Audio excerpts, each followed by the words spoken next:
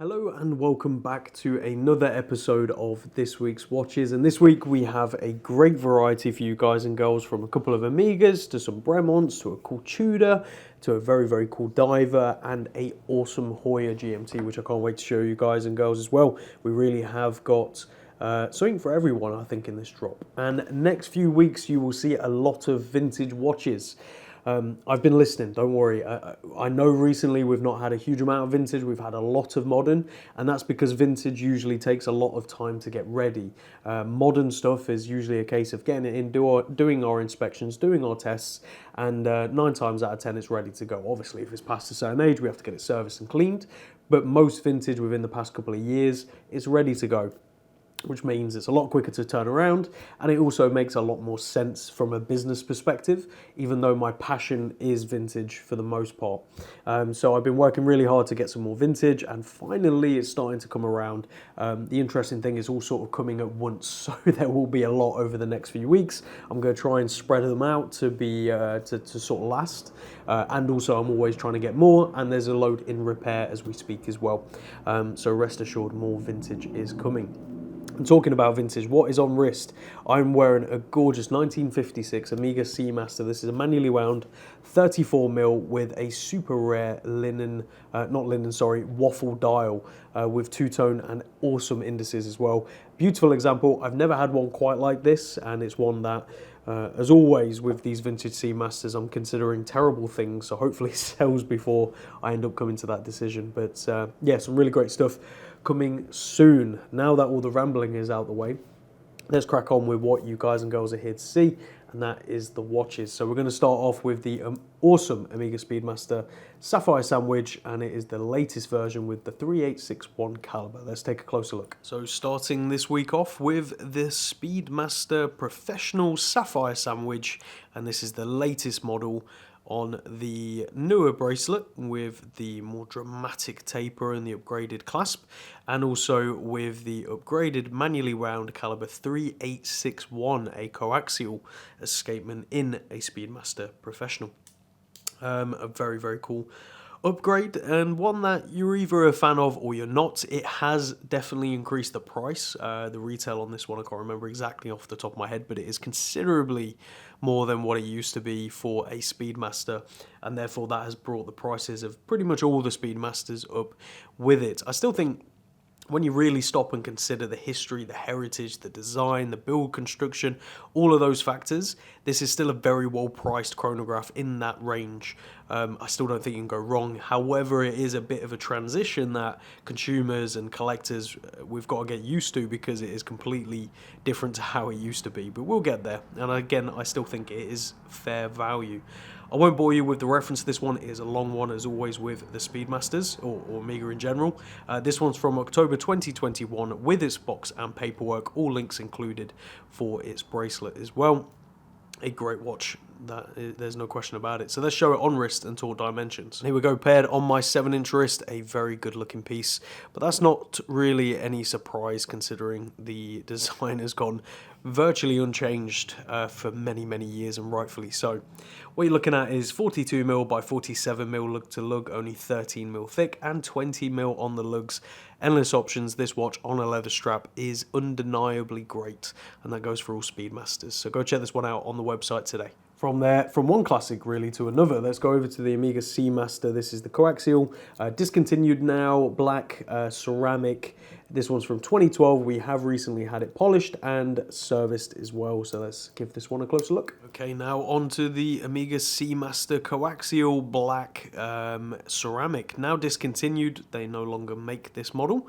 It has been replaced with the wave dial and a slightly bigger case, at least in proportions. This one is from May 2012, and it does come with its full box and paperwork, including all of its spare links. So it is a full bracelet, and it was polished and serviced a little while ago. We had it done for the client we originally sold this to, which was only last year if I remember correctly. So it's all been checked over and is all good to go with our warranty as usual. Inside here is the Amiga Coaxial caliber 2500-2500, a reliable movement that they've used for many years and have recently stopped using for some of their more upgraded movements. Obviously you have your helium escape valve over there, and your screw down crown as normal. A great looking watch. So let's show it on wrist and talk dimensions. And here we go on my 7-inch wrist. Now between this and the modern wave dial, not the old wave dial, the modern wave dial, I personally prefer this one. I think it just feels a bit cleaner in design. What do you prefer? Let me know down in the comments. This is 41mm by 47mm lug to lug, 13mm thick and 20mm lug. So again, endless options.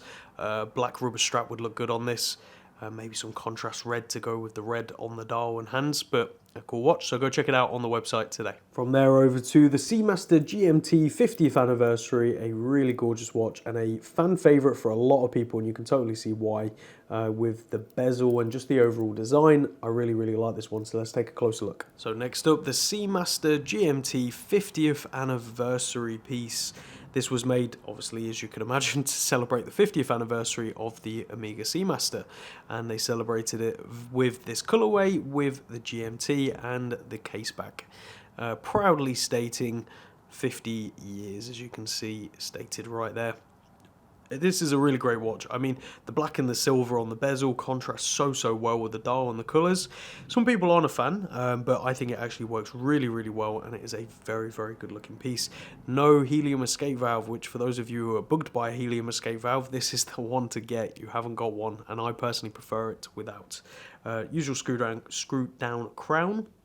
This is the reference 2534.50.00, and inside is the Amiga caliber 1128, and this one's from circa early 2000s. This watch was released in 1998 and ran until the early 2000s. Obviously, without the original warranty card, we can't say exactly the age, but we believe it to be circa 2000s. This one does come with its box, but no paperwork, unfortunately. So let's show it on wrist and talk dimensions. And here we go, paired on my 7-inch wrist. A very cool piece. 41mm by 47mm lug to lug, only 12.5mm thick, and again 20mm on the lug. So endless options. A great watch, and at a great price as well. Again, value for money for a GMT from a brand like Amiga for something this good looking. In my opinion, it's hard to beat. So go check it out on the website today. Now let's go on to Bremont's with the S500.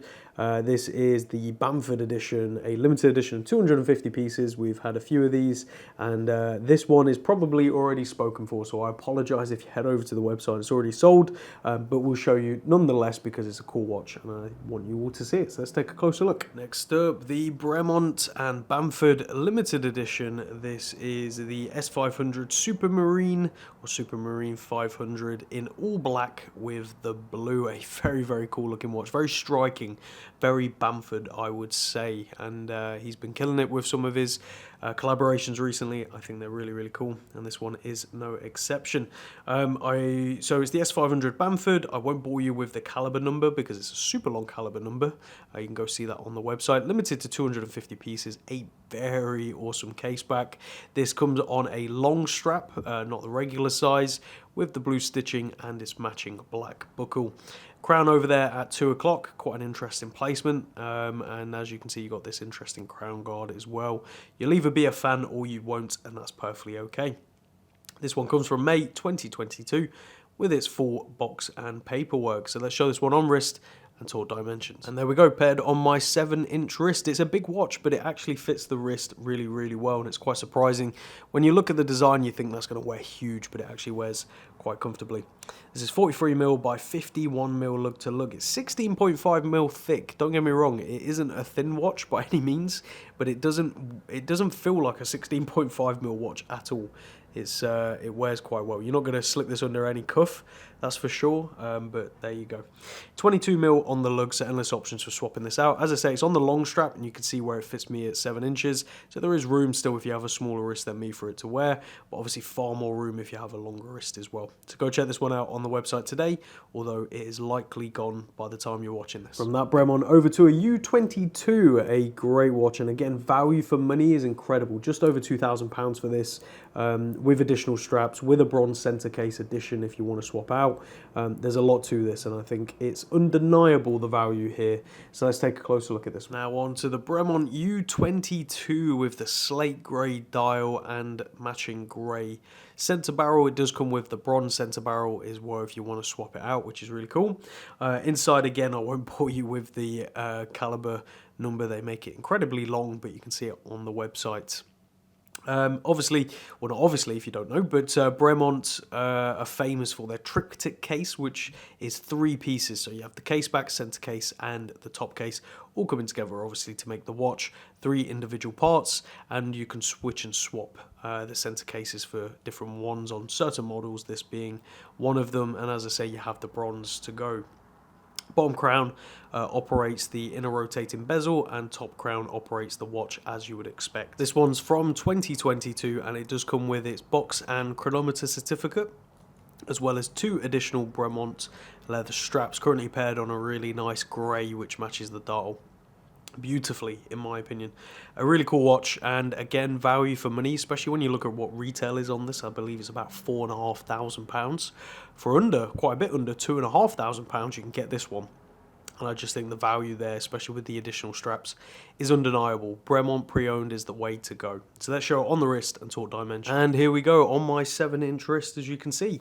43mm by 49.5mm lug to lug, 14mm thick and 22mm on the lugs. Again, a big watch, but wears incredibly well for the dimension. So go check this one out on the website today. From there, over to my favourite. This is the Hoya Carrera GMT 1964 re-edition, interestingly with its box and paperwork, and that's its correct box with the classics box, including the outer box and everything. This is a very, very cool watch, and a very good deal when you consider it value-wise as well. Just under £1,500, you're getting yourself a mechanical, smaller size GMT, but that's enough rambling. Let's take a closer look. So as I said in the intro, my favourite from this week's drop, this is the gorgeous Hoya Carrera GMT 1964 re-edition that they did.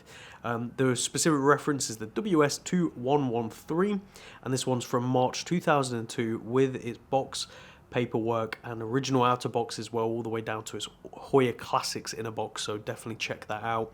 You don't see them often like that. Original Hoya signed crown and original Hoya signed buckle, a very nice buckle as well. We have replaced the strap for a new one, but it looks just the same pretty much as what it would have come on originally. Inside is the automatic ETA caliber 2893-2, a well-used ETA movement across the board, or ETA GMT movement I should say. Just a great looking watch, and again, there is not many options around or under that 36mm for a GMT, and this is 35.5mm, so this is absolutely perfect in terms of size and proportions, whilst also adding the complication of a GMT, which for me is a big plus because I just like how it looks. I like having that additional hand. This watch hasn't been polished. We've left it as it is. We can have it polished, including the clasp at an additional cost, so do let us know if you want that doing. In terms of the crystal, again, there's a couple of little hairlines here and there. We can polish them out best possible, free of charge, so just let me know if you want that doing before it being shipped, and I'll get that done for you. But let's show it on wrist and talk dimensions. Here we go on my 7-inch wrist, very classic proportions at 35.5mm by 43.5mm lug to lug, 10.5mm thick and 19mm on the lugs, so endless options. A little awkward on the lug length, but there are options out there, so go check this one out on the website today. From there over to a Tudor called the 1926. This is a waffle dial Tudor, very, very cool piece in quite a large size. I believe it's 41mm, so this is great for the person out there looking for a bigger watch, and from a brand like Tudor. It's interesting because it looks really nothing like many of their other watches, which all are the divers and the black bays. So I'm a fan of this one, especially the price point. Again, way under £1,500. I think retails under £2,000 as well. So great value. Let's take a closer look. So next up, the Tudor 1926 automatic with the really, really cool waffle texture dial and the date over there at 3 o'clock. This is the black without diamonds. They do it with diamonds on the indices, and it comes on its original Tudor bracelet as well. Reference to this one is the 91650. And inside is the automatic Tudor caliber T601, which is basically an ETA 2824, often referred, or you can indicate it via the smiley text on the dial, which this one has. Nice little nod to the sort of history and heritage of having ETAs and that reference to it, especially with the Black Bay range. This one is from August 2021 with its box and paperwork, all spare links included. It is in very, very good condition.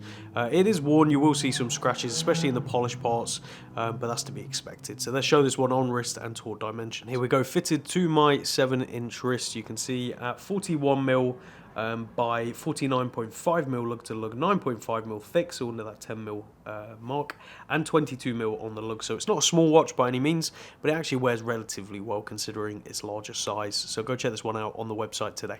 And last but by no means least, a Synchron Military Diver re-edition, limited edition, special edition, whatever you want to call it. A very, very cool piece of 500 pieces. I really like this. It's a big watch, don't get me wrong, but if you have the wrist to support this, you're going to absolutely love it. So let's take a closer look at this one. And finally, we have the Synchron Military Diver reissue limited edition of 500 pieces. A very great looking watch. Obviously, you'll see that Doxa connection immediately. A very, very cool design. A bezel as well that looks like a Bakelite bezel. You have that faux patina, the bright orange hands, the military symbolum right there on the dial as well. Again, just overall really, really nice design. As we flip it over, you'll see the screw down case back, and inside is the automatic ETA 2824-2, a very reliable ETA movement used in many brands. You can see paired on its fitted Beads of Rice bracelet. It does come with all of its links and also reverse end links which have polish rather than the all brush, so you get to choose which one. It also comes with some additional straps as well, so be sure to check that out. This one's from June 2021 with its box and paperwork. So let's show it on wrist and talk dimensions. And here we go on my 7-inch wrist. So what you're looking at is 42.5mm by 45mm lug to lug. Really nice case dimensions there, especially with the short lug to lug. 14mm thick, so by no means a thin watch, but again wears very, very comfortably, and 20mm on the lug. So endless options, but there are plenty of options provided with this package, and again price wise this is incredible, so go check it out on the website today. So there you have it, guys and girls, this week's drop. 8 incredible pieces, and as I say, we are working on the next few weeks as we speak. I believe next week's drop is already complete in terms of what's going to be in it, and the following week is almost done as well, so the 6th of April all the way up to Saturday 6th of April, which is incredible. If we can keep ahead like that, it's going to be really good. It just means there's going to be a delay with the new stuff coming in, and that means it's vital that you follow on Instagram at Kibble Watches to see what's coming soon, and beat the website, because there may be a 2 to 3 to 4 week delay on something coming into our hands and actually going on the website, so do keep that in mind. So follow over on social media, join our broadcast list. There's instructions on how to do that on the Instagram highlights, and all the other stuff as well. So thank you all very much for watching, and we'll see you all again next week. Take care.